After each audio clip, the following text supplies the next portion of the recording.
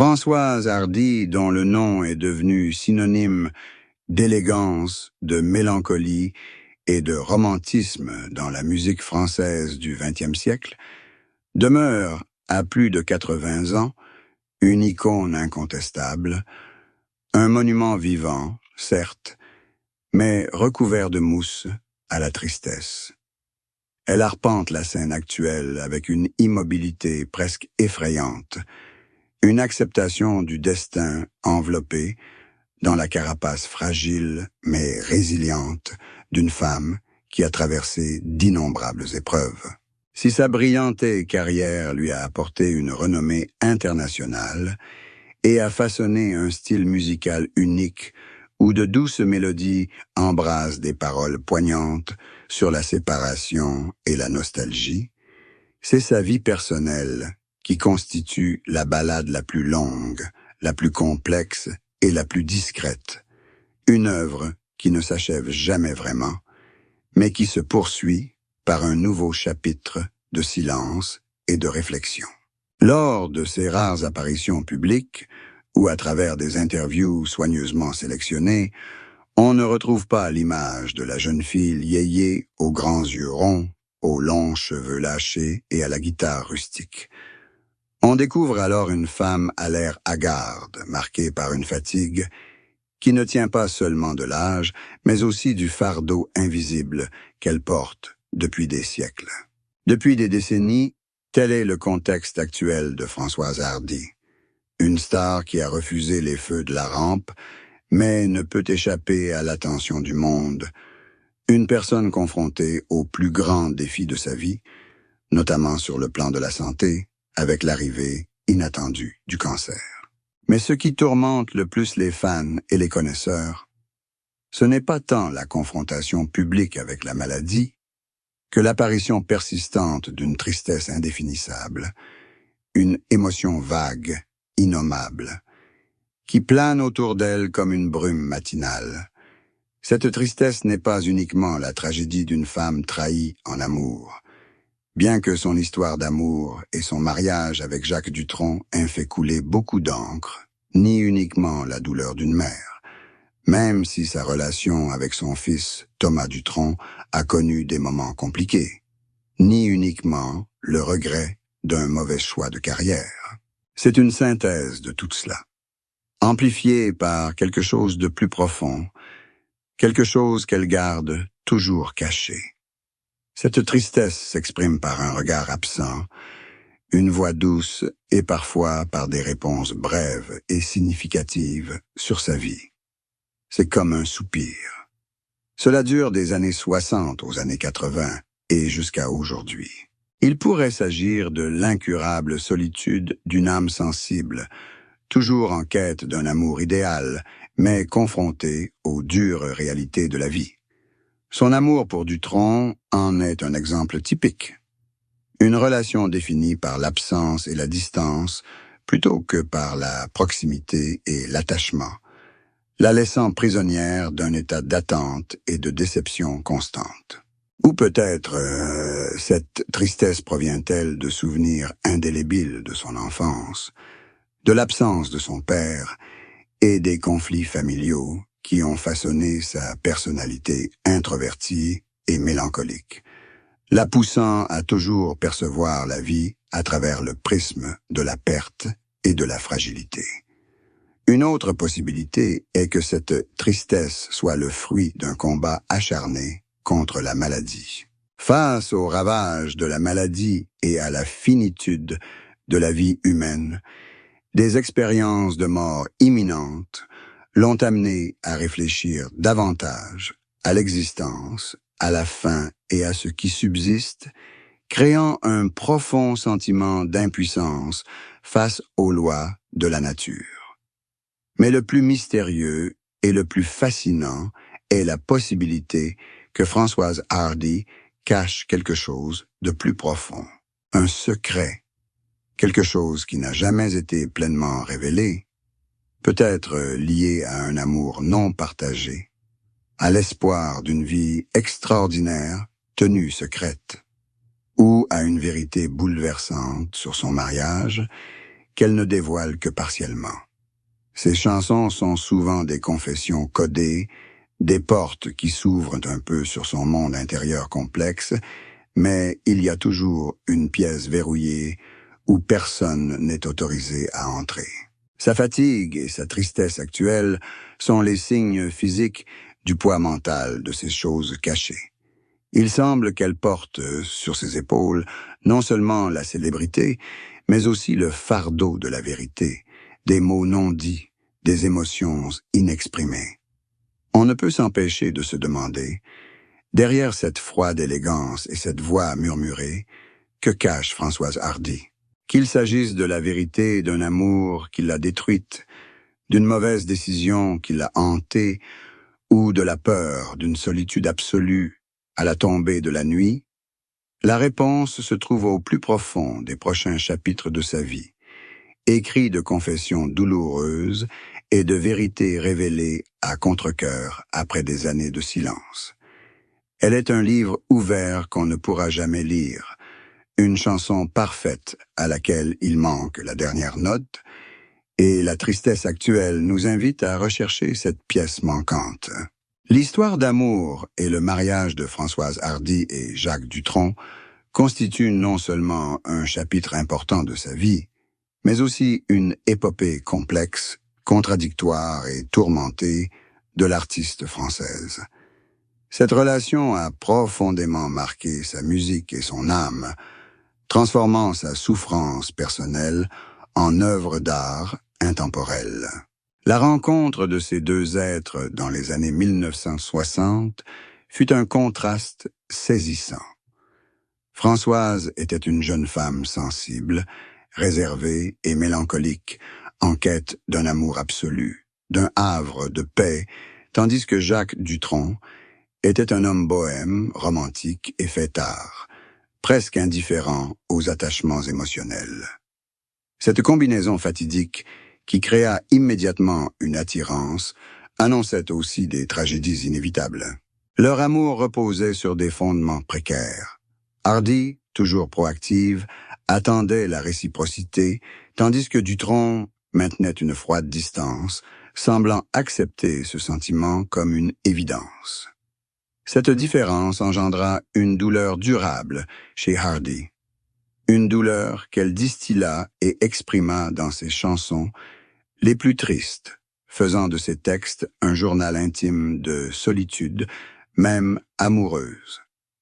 Elle y passa sa jeunesse, leur carrière, conjuguée à la difficulté de maintenir et de définir une relation qui a toujours échappé à toute définition, leur mariage, officialisé en 1981 après de nombreuses années de vie commune, et la naissance de leur fils Thomas Dutronc, semblait une tentative désespérée de consolider un lien fragile dès le départ. Mais un certificat de mariage ne pouvait changer la nature d'un homme libre. Dutronc poursuivit sa vie dans l'isolement, préférant la solitude en Corse, tandis que Hardy vivait à Paris. Cette distance géographique se transforma rapidement en distance émotionnelle.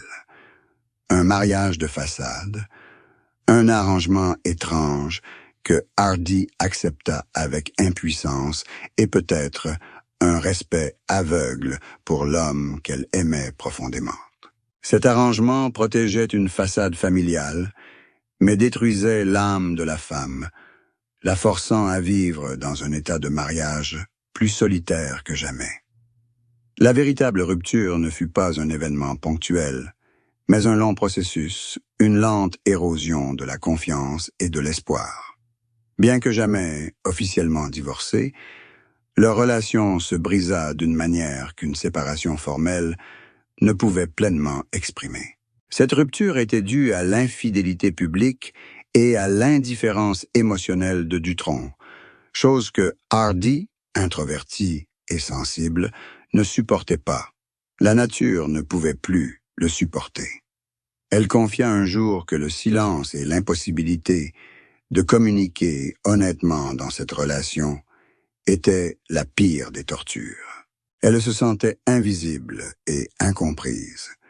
L'acceptation prolongée de cet état conjugal brisé était peut-être le plus grand secret de Hardy, une profonde contradiction entre l'image d'une femme forte sur scène et celle d'une femme faible, résignée en amour. Peut-être le faisait-elle pour son fils, pour un lien indéfini, ou par la croyance romantique qu'elle ne pourrait aimer cet homme que pour toujours. Malgré toute la douleur, elle dut apprendre à vivre avec l'absence de son bien-aimé, une douloureuse leçon de libération émotionnelle. Cette rupture n'était pas seulement personnelle, mais aussi celle de l'idéal d'amour qu'elle avait toujours poursuivi. L'effondrement de l'illusion d'un conte de fées, d'un amour éternel. Cela créa une blessure au cœur qui ne guérit jamais, une tristesse qui imprégnait chaque respiration, chaque mot qu'elle chantait, faisant d'elle la reine des chansons d'amour triste, où la trahison, la solitude et le désir étaient des thèmes récurrents. L'effondrement de ce mariage, décrit avec élégance, la distance et l'endurance silencieuse devinrent l'expression ultime d'une réalité. Le plus grand amour de Hardy était aussi la source de sa plus grande douleur, et bien qu'ils aient conservé une amitié étroite après leur rupture émotionnelle, celle-ci laissa une cicatrice indélébile dans son âme. Dans sa quatre-vingtaine, alors que la lutte contre le cancer était devenue persistante et presque irréversible, Françoise Hardy ne cachait plus sa tristesse. Elle l'a transformée en une prise de parole publique, une reconnaissance sincère de la dure réalité de la vie et de la mort. Ses déclarations durant cette période n'étaient pas seulement des lamentations personnelles, mais aussi une profonde réflexion sur la finitude de l'existence humaine. Le désespoir qu'elle exprimait n'était pas une tragédie passagère, mais l'accumulation d'une solitude et d'un sentiment d'impuissance qui durèrent de nombreuses années, amplifiés par les tourments de la maladie. Elle parlait franchement des douleurs physiques et mentales qu'elle endurait, notamment les graves conséquences de la radiothérapie, la décrivant comme une terrible torture et un enfer qu'elle ne pouvait plus supporter. Cela l'a conduite à des déclarations bouleversantes sur le droit à mourir dans la dignité, sur son désir de mettre fin à ses jours avec sérénité et dignité, lorsque la douleur aurait dépassé les limites de l'endurance humaine. Ce choix, bien que déchirant, est l'expression la plus aboutie de sa maîtrise de soi dans une situation où elle se sentait totalement impuissante. La tristesse dont elle parle à ce sujet est palpable. L'âge ne se limite pas à la maladie ou à l'échec du mariage, mais s'étend à une vision pessimiste de l'amour et de l'existence. Elle admet que l'amour, surtout celui qu'elle porte à Jacques Dutronc, est toujours source de souffrance plutôt que de réconfort, une dépendance obsessionnelle qui n'apporte pas le bonheur, mais seulement une déception constante. Elle exprime le regret d'avoir dépensé tant d'énergie à courir après une figure insaisissable, un sentiment jamais pleinement réciproque. Ce regret fait partie de la tristesse indéfinie du chapitre 1, désormais plus clairement nommé « Déception face au gâchis des émotions ». La mort est également un thème majeur des confessions, notamment son acceptation finale de la vie. Elle en parle avec une acceptation froide, presque accueillante, la considérant comme la seule issue à la souffrance constante de la vieillesse et de la maladie. Elle exprime son désir de mourir paisiblement, ne voulant pas être un fardeau pour son fils Thomas Dutronc. Cette angoisse d'être un fardeau était un autre aspect de sa tristesse, la peur de perdre sa dignité et son autonomie. Elle utilise également sa voix pour critiquer la société et le système médical pour la façon dont il traite les malades. La maladie et en particulier l'inhumanité de prolonger inutilement la vie alors qu'elle n'avait plus de qualité, montrait que sa tristesse n'était pas seulement personnelle, mais aussi une compassion pour la souffrance commune de l'humanité. À Catalan, dans la tristesse de Françoise Hardy, était la cristallisation de toutes les tragédies qu'elle avait vécues, de la solitude amoureuse aux ravages de la maladie. Une vérité indéniable. Sa vie, bien que brillante dans son art, était pleine de tragédies personnelles, et sa révélation publique de cette tristesse fut un ultime acte d'honnêteté, un héritage de courage face à l'ultime vérité, la fin de toute souffrance et un départ paisible.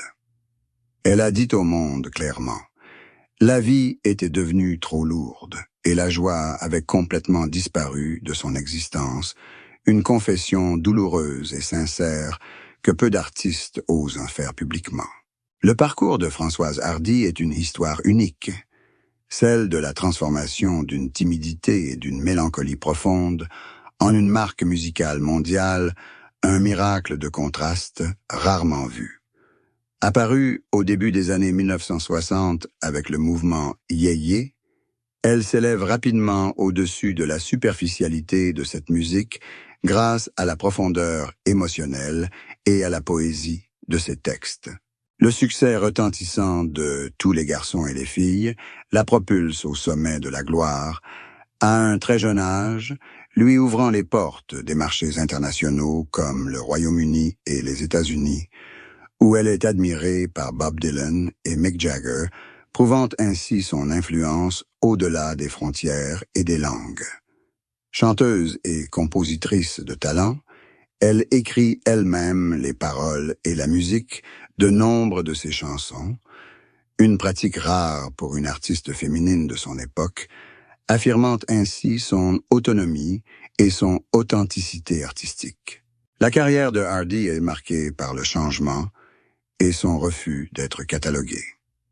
Toujours en quête de nouveaux styles, du folk-pop rustique aux ballades orchestrales complexes, elle a choisi de collaborer avec les plus grands artistes internationaux.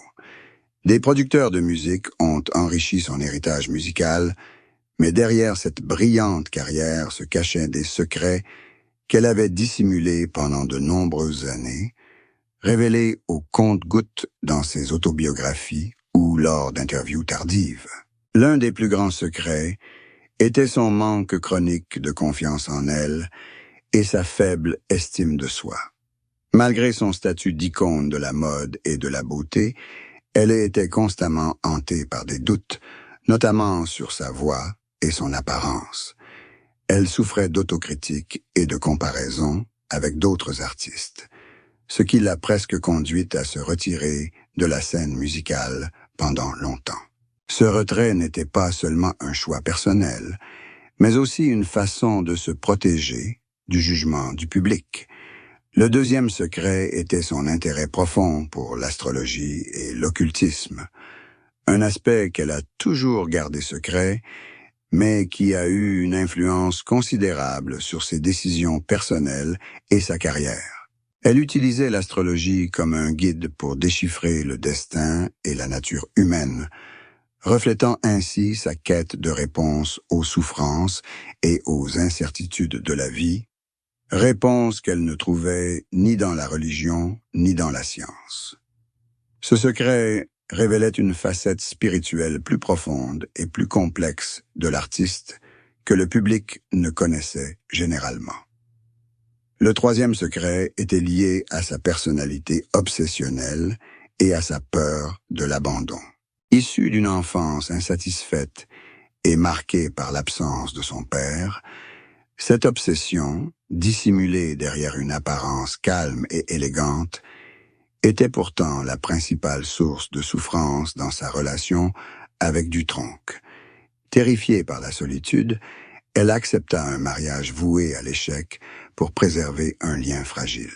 Ce voile entretenait une image de perfection, tandis qu'au fond d'elle, elle luttait contre de profondes blessures psychologiques. La carrière de Hardy fut pour elle une libération et un refuge pour ses secrets un lieu où elle pouvait exprimer sa vulnérabilité et sa tristesse à travers la musique sans avoir à les exprimer par des mots. C'était le seul endroit où elle pouvait être pleinement elle-même, une brillante carrière bâtie sur des fondations émotionnelles fragiles. Tout au long de sa vie, Françoise Hardy a fait de nombreuses confessions sur l'amour et le mariage, mais l'une d'elles est particulièrement choquante et éclaire toute sa tragédie émotionnelle. L'aveu d'une dépendance affective absolue et l'acceptation du rôle de victime dans sa relation avec Jacques Dutronc.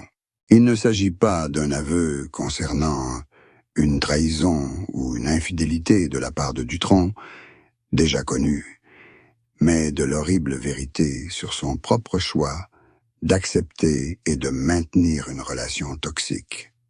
L'aveu le plus choquant est son admission d'avoir aimé Dutronc au point de le vénérer, de faire de lui le centre de son univers, d'accepter toute son indifférence, sa distance et ses liaisons extra-conjugales. Elle a avoué son incapacité à rompre cette relation, même lorsqu'elle la détruisait clairement. Cette dépendance était dissimulée sous le masque de l'amour romantique, de la tawate, en élégance, si souvent louée par le public, n'était en réalité qu'une capitulation émotionnelle, une douloureuse acceptation de son incapacité à vivre sans lui, même s'il était absent de sa vie. Cet aveu a fait s'effondrer l'image d'une femme d'exception. L'icône pop, d'ordinaire si sûre d'elle, se révélait être une femme prise au piège d'un cercle vicieux d'espoir et de déception. Elle avait déclaré être prête à accepter qu'il fréquente d'autres femmes tant qu'il lui appartenait d'une manière ou d'une autre. Cette vérité était choquante, car elle révélait l'ampleur de son autodestruction par amour, un sacrifice inutile érigé en idéal. Le second point choquant de cette confession était l'aveu du rôle d'une tierce personne dans le maintien de leur relation. Elle avait ouvertement parlé des infidélités de Dutronc et avait accepté ce fait comme une fatalité du mariage.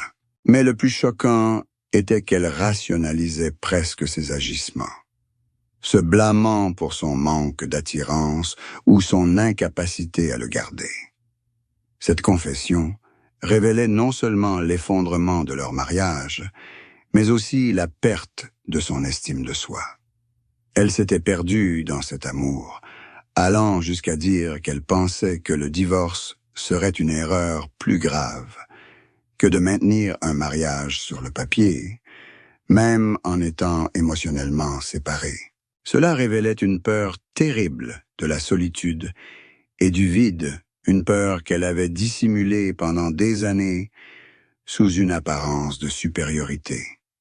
Au-delà de la célébrité, cette confession des plus choquantes ne concernait pas seulement Dutronc ou ses relations, mais aussi la prise de conscience tardive de Françoise Hardy sur la façon dont elle avait laissé l'amour la transformer en une personne qui n'avait plus le contrôle de sa vie, un aveu douloureux que sa tragédie amoureuse était en partie de sa propre faute, par son choix d'acceptation et de résignation, et de résignation, et de résignation.